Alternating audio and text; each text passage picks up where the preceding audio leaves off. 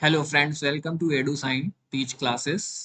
तो आज फ्रेंड्स हम सीडीपी का जो मोस्ट इम्पॉर्टेंट टर्म्स हैं उसको हम देखेंगे। जितने भी टर्म्स हैं जो सीडीपी में आते हैं फ्रेंड्स, तो उसको हम यहाँ पर आज कंप्लीट करेंगे। तो चलिए फ्रेंड्स, आज हम अपनी पहली टर्म्स को देखते हैं सीडीपी की। तो आप ये अगर ये टर्म्स करे रहेंगे, टर्म्स का मतलब जाने रहेंगे, तो फ्रेंड्स आपको इजीली क्वेश्चन सॉल्व करने में आसानी होगी। तो सीटेट के एग्जाम को ध्यान में रखते हुए मैं धीरे धीरे आपको जल्द से जल्द आपको कोर्स कंप्लीट कराने की कोशिश करूंगा। इसके बाद हो सकता है मैं आपको जितनी भी ऑल थ्योरीज हैं उसको करा दूंगा, और जितनी भी ऑल थ्योरीज कौन कौन से किसने किसने कौन कौन सी थ्योरीज दी हैं उनके नाम की एक लिस्ट में बना के आपको दे दूंगा। तो फ्रेंड्स चलिए, आज हम खाली टर्म्स देखते हैं। तो चलिए फ्रेंड्स, आप पहली टर्म्स आपके सामने स्क्रीन पे है, तो जिसको हम ऑटोनॉमी कहते हैं। तो इसकी डिफिनेशन पूछ लेता है इंग्लिश में, इंग्लिश पेडागोजी में भी आ जाता है कभी कभी। तो आप यहाँ जाने रहेंगे इंग्लिश में भी और हिंदी में भी मैं इसको डिफाइन करूंगा। तो फ्रेंड्स आप दोनों जगह आपको काम आ जाएगी, यानी कि जो भी पेडागोजी जितने में भी सेक्शंस यानी आपके हिंदी है, हिंदी को छोड़ के बाकी, और मतलब कि हिंदी में तो हिंदी ही लैंग्वेज में क्वेश्चंस आएगा फ्रेंड्स, लेकिन और जो क्वेश्चंस पेपर रहेंगे उसमें आपको इंग्लिश वर्जन भी दिखेगा। तो आप इंग्लिश में जानते रहोगे तो आपको क्वेश्चंस करने में आसानी होगी। ठीक है फ्रेंड्स। तो फ्रेंड्स चलिए देखते हैं ऑटोनॉमी में क्या होता है। ऑटोनॉमी की डिफिनेशन देख लीजिए friends. Autonomy can be defined as the ability to make choice according to one's own free will, और autonomy is an individual's capacity from self determination। ठीक है फ्रेंड्स। तो इसका क्या मतलब होता है ऑटोनॉमी में, कि क्लास में टीचर को ऑटोनॉमी करानी चाहिए, यानी मतलब बच्चे को फ्रीडम देनी चाहिए कि वो अपनी चॉइस खुद बनाए और सेल्फ डिटरमाइंड हो। ठीक है फ्रेंड्स, कि वो जो चाहता है वैसा करे, यानी सेल्फ डिसीजन बच्चा ले या कर सके अपने आप से। ठीक है फ्रेंड्स। अब देख लेते हैं फ्रेंड्स, नेचर एंड नर्चर में क्या अंतर होता है। नेचर क्या होता है, ये जेनेटिक होता है जिसे हम अनुवांशिक कहते हैं। जो हेरिडिटी से में आपने हेरिडिटी और एनवायरनमेंट का कॉन्सेप्ट आपने मैंने आपको बताया है ना फ्रेंड्स, कि हेरिडिटी और एनवायरनमेंट में किस तरह का संबंध होता है, मल्टीप्लिकेशन का संबंध होता है। ठीक है फ्रेंड्स। और नर्चर की क्या होता है फ्रेंड, नर्चर क्या होता है जिसे हम एनवायरनमेंट कहते हैं। नर्चर क्या होता है, एनवायरनमेंट। और नेचर क्या होता है, अनुवांशिक यानी जेनेटिक होता है। ठीक है फ्रेंड्स। और इन दोनों का संबंध कैसे होता है, यानी कि जिसे हम नेचर कहते हैं उसे हेरिडिटी भी कहते हैं। ठीक है फ्रेंड्स। लेकिन और हेरिडिटी और इन्वायरमेंट में संबंध कैसे होता है, मल्टीप्लिकेशन का संबंध होता है। ठीक है फ्रेंड्स। अब इसकी डिफिनेशन देख लेते हैं। इन इन्फ्लुएंसेस दैट अगर, सॉरी फ्रेंड्स यहाँ पर एल था, एक मिनट फ्रेंड्स।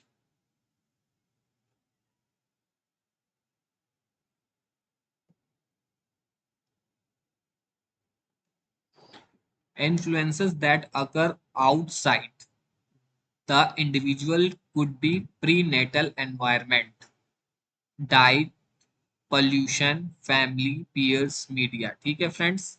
तो ये क्या है, influence that occur outside the individual could be prenatal environment, diet, pollution, family, peers, media, इसे। ठीक है friends. Nurture, nature versus nurture में डिबेट भी हुई है फ्रेंड्स, जिसमें क्या कहा गया है आइए देख लेते हैं फ्रेंड्स। कि नेचर क्या है, our genetics determine our behaviour, our personality, traits and abilities are in our nature. उसे हम क्या कहते हैं, नेचर। यानी जो हमारे जेनेटिक को डिटरमाइन करता है, आवर बिहेवियर, आवर पर्सनालिटी यानी हमारे पर्सनालिटी, व्यक्तित्व को, ट्रेड्स को, एबिलिटीज को, योग्यता को, आर इन आवर नेचर, वो क्या है, हमारा नेचर है। ठीक है फ्रेंड्स। नर्चर क्या है, नर्चर की डिफिनेशन क्या है, our environment, upbringing and life experiences determine our behaviour, we are nurtured.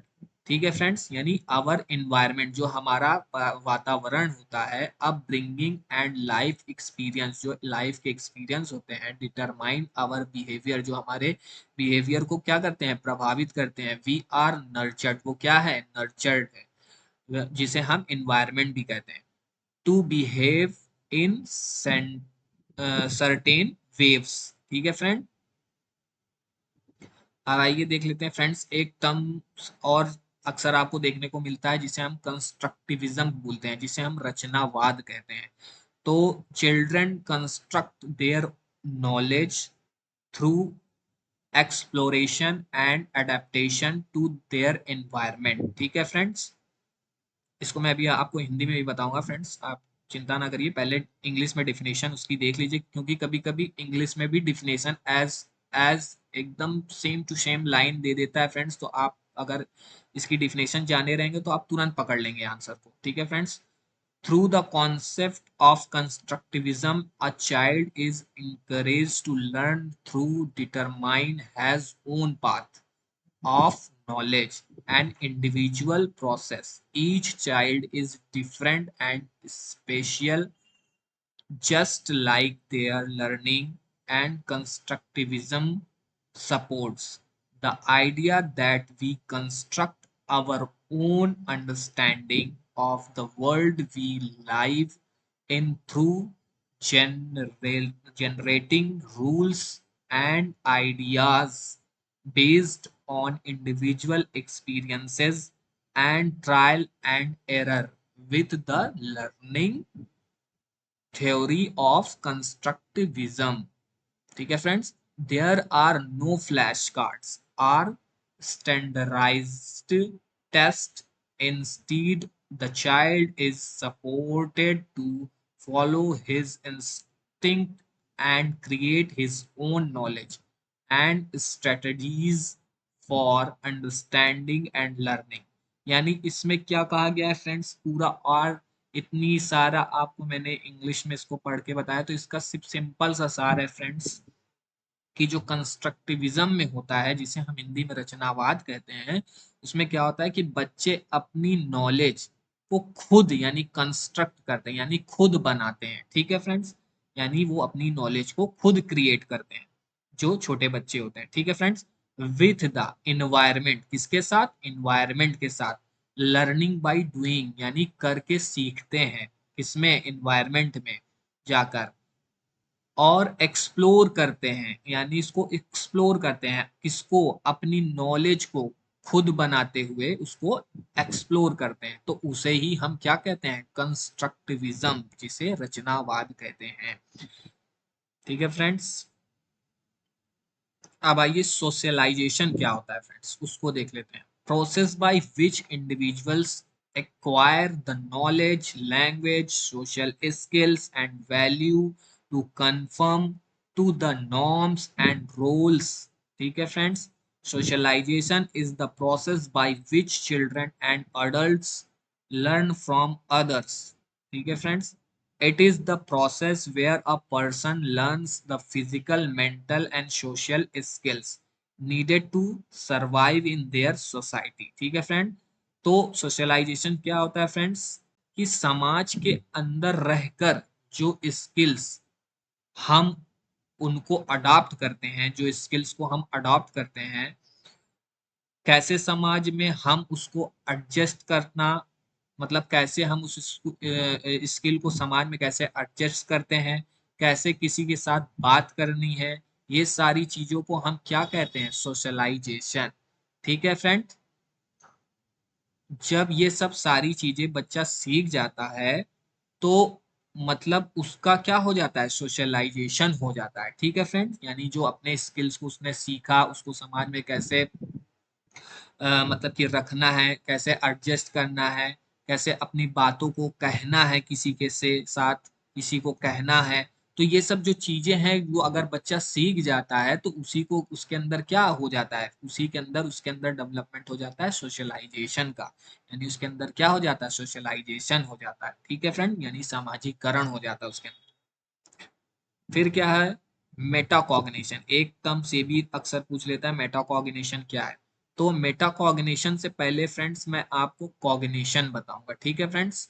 लेकिन पहले आप मेटाकॉग्निशन की यहाँ डिफिनेशन देख लीजिए फ्रेंड्स, कि metacognition an awareness of your thought process. क्या है, awareness of your thought process, जिसे हम मेटाकॉग्निशन कहते हैं।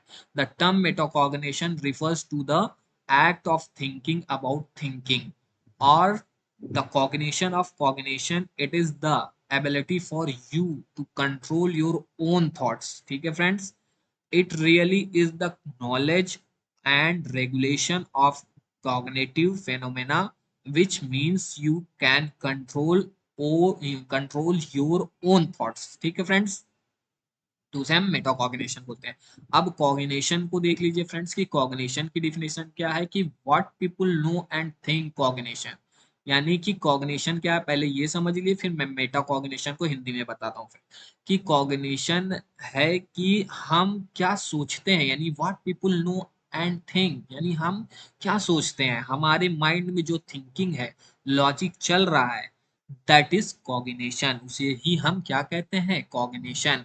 अब मेटाकॉग्निशन देख लीजिए कि मेटाकॉग्निशन क्या होता है फ्रेंड्स, कि how people think about their own thinking, यानी कि मेटाकॉग्निशन में क्या होता है कि अब जो मैं सोच रहा हूँ या रही हूँ, जो भी हो फ्रेंड्स, की यानी कि आप भी हो सकती हैं वहां पर, कि मैं सोच रहा हूँ या आप सोच रही हो, तो वो मुझे पता है, ठीक है, वो आपको पता हो कि मैं क्या सोच रहा हूँ या रही हूँ, ठीक है, अवेयर हूँ उससे, मैं उस चीज जो सोच रहा हूँ उससे अवेयर हूँ, तो उस थॉट प्रोसेस को हम क्या कहते हैं, metacognition, that is metacognition. Cognition यानी कि when you cognition about cognition and thinking about thinking. ठीक है फ्रेंड्स, अब आइए फ्रेंड्स कि मोरल रीजनिंग क्या होता है, कि जो कोहलबर्ग ने अपनी थ्योरी में भी दिया है, कि मोरल रीजनिंग के बारे में भी बताया है। तो डेफिनेशन देख लीजिए फ्रेंड्स कि मोरल रीजनिंग की डेफिनेशन क्या है। तो the thinking process involved in judgment about questions of right and wrong। ठीक है friends, moral reasoning can be defined as being the process in which individuals try to determine the difference between what is right and what is wrong by using logic. This an important and often daily process that people use when try to do the right thing। यानी कि क्या होता है moral reasoning में, कि एक तो होता है मोरल डेलिमा, जिसका मतलब होता है कंफ्यूजन, बट जैसे हम सीटेट में प्रिपरेशन कर रहे हैं और टोटली कंफ्यूज हैं, और फिर फैसला लेकर कि चलो हम एडुसाई टीच क्लासेस में का कोर्स ले लेते हैं, तो उससे, तो इसको हम क्या कहेंगे, मोरल रीजनिंग कहते हैं, यानी कि क्या सही है और क्या गलत है, जिसमें हम फर्क करना समझ जाते हैं, उसे ही हम मोरल रीजनिंग कहते हैं। ठीक है फ्रेंड्स, अब आइए फ्रेंड्स की देख लेते हैं सेल्फ एफिकेसी क्या होता है। सेल्फ एफिकेसी की डिफिनेशन देख लीजिए फ्रेंड्स, की सेल्फ जो एफिकेसी है उसमें self confidence is one's ability to accomplish and succeed and organisational task. ठीक है फ्रेंड, दूसरा पॉइंट देख लीजिए friends, peoples believes, sorry friends यहाँ भी है,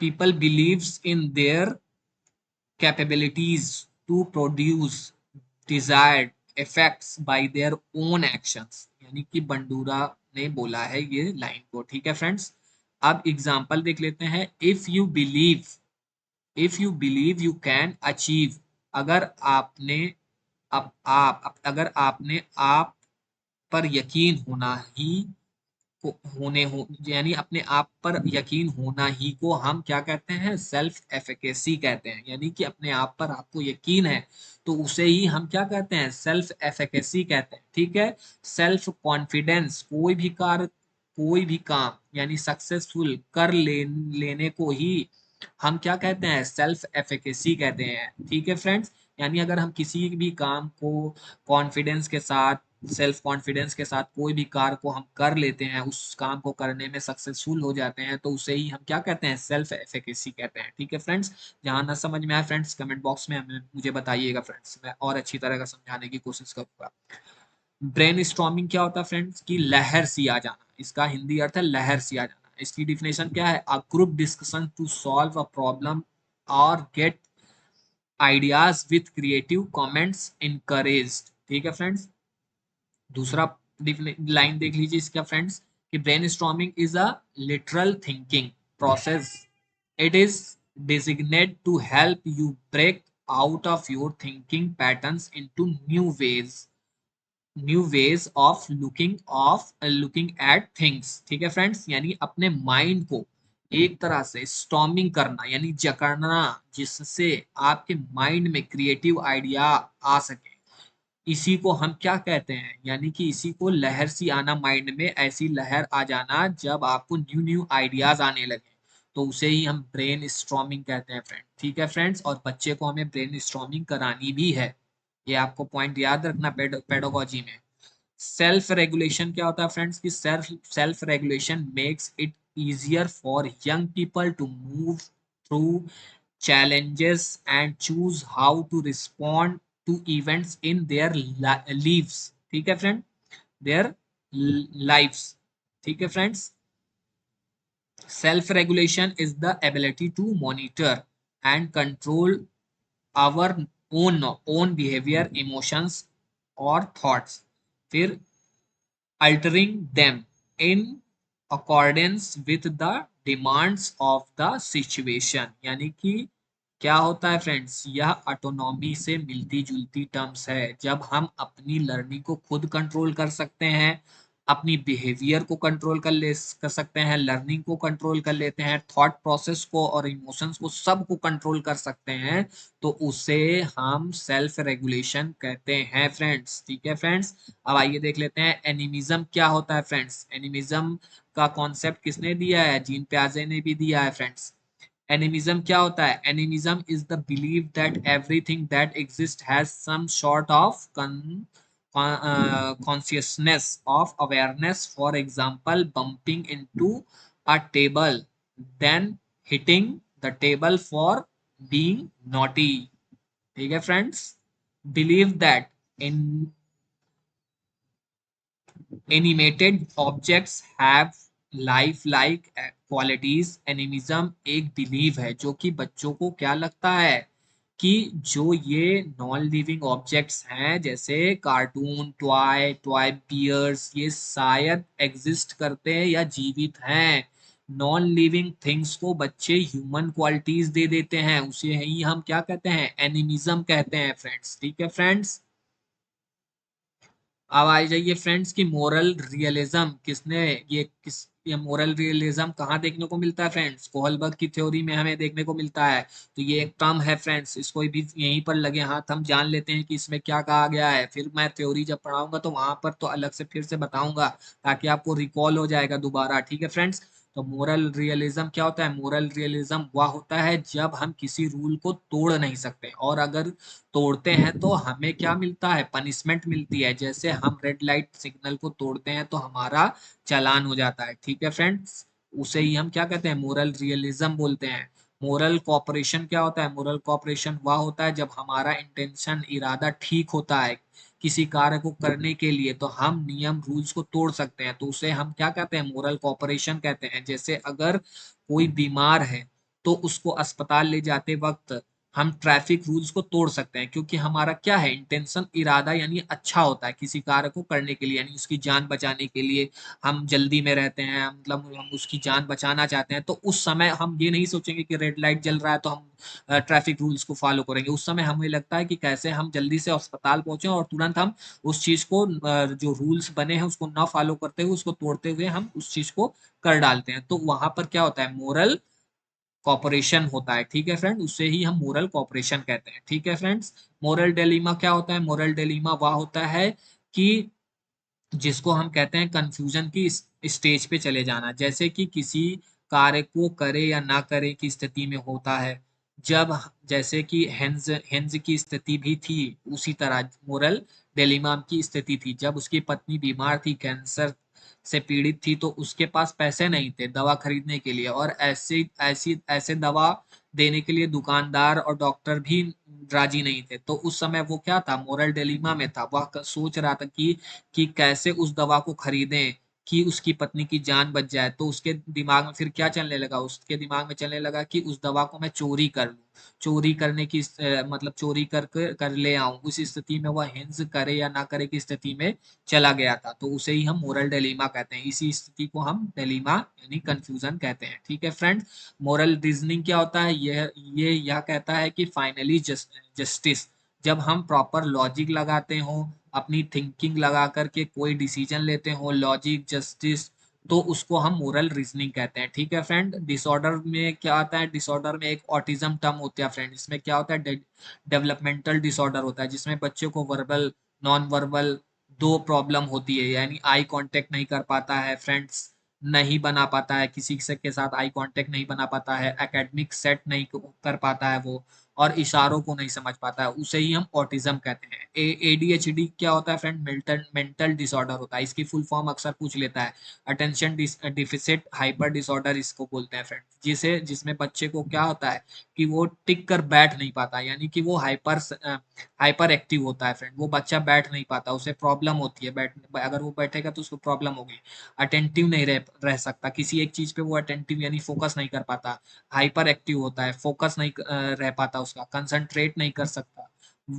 वो इन सब सब में आते क्या होता है, जो इस तरह के डिसऑर्डर से बच्चे ग्रसित होते हैं, उसे कहते हैं, उसे उसे उसे मतलब अटेंशन डेफिसिट हाइपर डिसऑर्डर बोलते हैं, इस तरह उसको बोलते हैं। ठीक है फ्रेंड्स, अब आइए फ्रेंड्स देख लेते हैं three domains learning. Three domains learning में क्या होता है कि पहली पहली जो मतलब पहली है कॉग्निटिव, दूसरी है अफेक्टिव, तीसरी है साइकोमोटर लर्निंग। ठीक है, पहले कॉग्निटिव लर्निंग है होती है, फिर अफेक्टिव लर्निंग है, फिर साइकोमोटर लर्निंग है। इसे ही हम थ्री डोमेन लर्निंग बोलते हैं। इसमें कॉग्निटिव में क्या होता है, नॉलेज होता है, मेंटल स्किल्स होता है, थिंकिंग होता है, यानी ठीक है फ्रेंड्स। अफेक्टिव में क्या होता है, जब हम अपनी लर्निंग फीलिंग्स, बिहेवियर, इमोशनल और एटीट्यूड से करते हैं। साइकोमोटर में क्या होता है, जब आप यानी डूइंग बाई हैंड, यानी से किसी चीज को हम डूइंग बाई हैंड करते हैं, तो उसे हम साइकोमोटर कहते हैं। Manually, physically doing by hand, उसे कोनेटिव, ये सब साइकोमोटर में आते हैं। ठीक है फ्रेंड्स, अब आते हैं पॉजिटिव ट्रांसफर ऑफ लर्निंग। क्या होता है, जब हम एक काम दूसरे काम, जब हम एक काम से दूसरे काम में मदद लेते हैं, तो उसे हम पॉजिटिव ट्रांसफर ऑफ लर्निंग कहते हैं। यानी एक काम से हम किसी दूसरे काम करने में, जो एक काम उससे हम किसी दूसरे काम को करने में मदद लेते हैं, यानी एक चीज को सीख कर हम किसी दूसरे चीज को सीखने में अगर हम उस चीज का हेल्प लेते हैं, तो उसे हम पॉजिटिव ट्रांसफर ऑफ लर्निंग बोलते हैं। ठीक है friends, negative transfer of learning क्या होता है, जब आप कुछ सीख रहे हो तो दूसरा एरिया में हिंड्रेंस, रुकावट करे, तो उसे हम नेगेटिव ट्रांसफर ऑफ लर्निंग बोलते हैं। Zero zero transfer of learning और न्यूट्रल ट्रांसफर ऑफ लर्निंग क्या होता है, जब वो हेल्प भी ना करे और ना कोई रुकावट करे, तो उसे जीरो ट्रांसफर ऑफ लर्निंग बोलते हैं, और न्यूट्रल ट्रांसफर ऑफ लर्निंग बोलते हैं। वर्टिकल ट्रांसफर ऑफ लर्निंग क्या होता है, आपको जब न्यू टॉपिक सीखना हो तो उसको पुराने टॉपिक की जानकारी होनी चाहिए, तो उसे वर्टिकल ट्रांसफर ऑफ लर्निंग बोलते हैं। और हॉरिजेंटल ट्रांसफर ऑफ लर्निंग क्या होता है, जब आपको न्यू टॉपिक सीखना हो तो कोई जरूरी नहीं कि आपको पुरानी टॉपिक की जानकारी हो।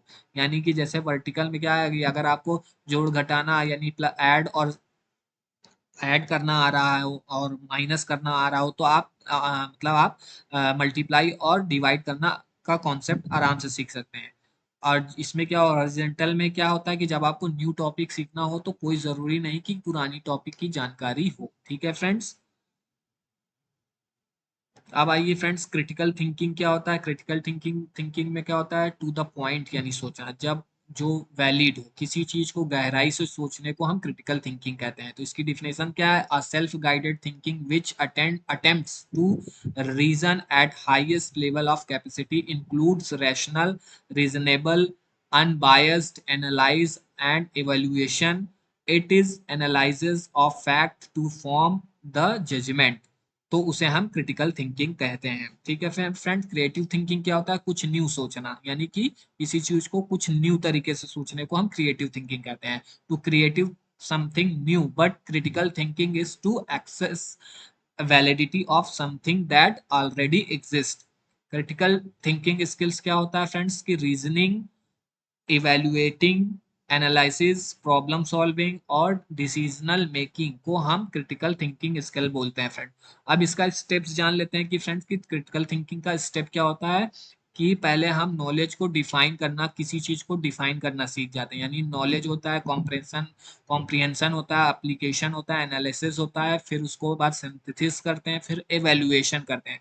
तो नॉलेज में क्या होता है कि हम किसी चीज को डिफाइन करने को सीखते हैं। किसी चीज को हम डिफाइन करना मतलब डिफाइन करना किसी चीज को हम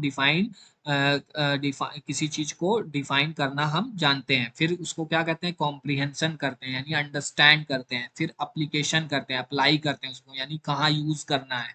फिर एनालाइज करते हैं उस चीज को, एनालाइज करके फिर क्या करते हैं, सिंथेसिस करते हैं यानी कि क्रिएट करना यानी बनाते हैं उसको। फिर उसके ऊपर क्या करते हैं, हम इवेल्युएशन करते हैं यानी काइंड ऑफ जजमेंट। ठीक है फ्रेंड्स। तो इसमें टू द पॉइंट सोचना पड़ता है, मतलब कि फेयर डिसीजन लिया जाता है, ध्यान से सोचना पड़ता है। इस तरह की थिंकिंग को हम क्रिटिकल थिंकिंग कहते हैं, जिसमें क्या होता है, टू द पॉइंट सोचना पड़ता है, फेयर डिसीजन लिया जाता है, ध्यान से सोचना पड़ता है। इस तरह की थिंकिंग को हम क्रिटिकल थिंकिंग कहते हैं। तो फ्रेंड्स ठीक है, आज की क्लास में बस इतना ही। अगर आपको क्लास पसंद आई हो तो फ्रेंड्स मेरी वीडियो को लाइक शेयर एंड सब्सक्राइब जरूर कीजिएगा, और चैनल को सब्सक्राइब जरूर करिएगा। और अपना जो पॉइंट है या कोई भी बात हो, मुझे तो कमेंट बॉक्स में आप मुझे जरूर लिख के बताइएगा। अगर आपको कोई पॉइंट ना समझ में आया हो तो भी मुझे बताइएगा, तो मैं उसको और अच्छी तरीके से बताने की कोशिश करूंगा। ठीक है फ्रेंड्स, जैसा भी हो मुझे कमेंट बॉक्स में बताइएगा जरूर। और लाइक एंड शेयर और सब्सक्राइब जरूर कीजिएगा वीडियो को। Okay bye bye bye friends, thank you.